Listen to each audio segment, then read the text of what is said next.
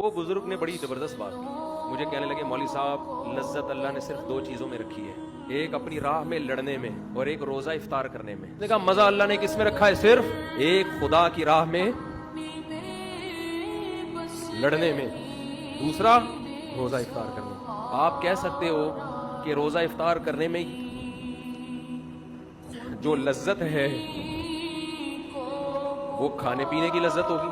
میرے بھائی کھانے پینے کی لذت ہر بھوکے کو حاصل ہوتی ہے، اس بزرگ کا مطلب وہ لذت نہیں تھا جو ہر بھوکے اور ہر پیاسے کو کھانے اور پینے کے وقت حاصل ہوتی ہے۔